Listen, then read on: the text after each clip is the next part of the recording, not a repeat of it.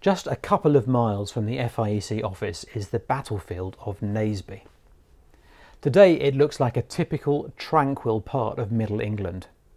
But on the 14th of June in 1645, it was the site of one of the bloodiest and most significant battles ever to take place on British soil, the Battle of Naseby. You can go and stand on the spot where Philip Skipon's parliamentary infantry were lined up ready to do battle. If you did that, to your right would be where the 6 regiments of cavalry under Oliver Cromwell lined up. To your left, another 6 regiments under Henry Ireton. And as you looked out over the ridge, you would see where the Royalist army, led by Prince Rupert of the Rhine, lined up ready to enter battle. It was a devastating defeat for the Royalists. Many of the troops were killed, lots of leaders were arrested. The baggage train, which contained incriminating documents later used in Charles' trial, that was captured. But if you were to look at it now, peaceful, tranquil, calm, and that is the gospel in a nutshell, peace where there was once war. We were once at war with God. We were once his enemies, but Jesus died for his enemies, that we might have peace with God. No more war against him, no more fighting. No more consequences. Peace. Reconciliation. When we think of the fruit of peace in Galatians 5, I guess that's what we think of first.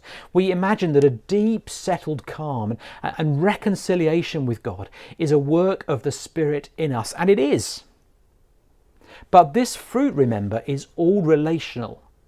It's about how we interact and deal with others.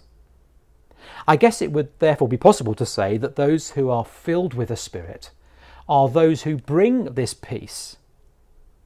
In other words, evangelists, the preachers, the proclaimers of peace. We urge people, as Paul says in 2 Corinthians, be reconciled to God. Well, again, that's right. But it seems to me that Paul is getting at something more specific. Paul has characterised the Galatian Christians as biting and devouring one another. The acts of the flesh include hatred, discord, dissensions, factions. The very things that separated the 2 armies that faced each other across the Northamptonshire fields all those years ago. The fruit of the Spirit is therefore peace.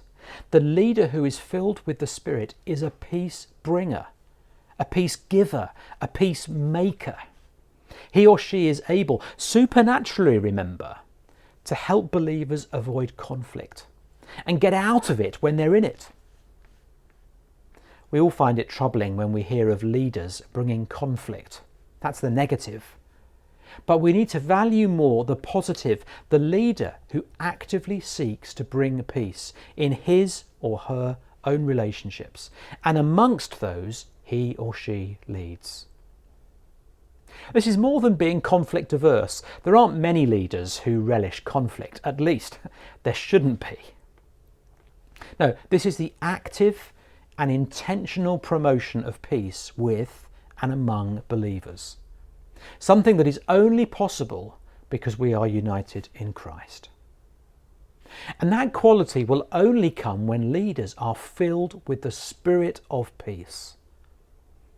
That's what our leadership should look like.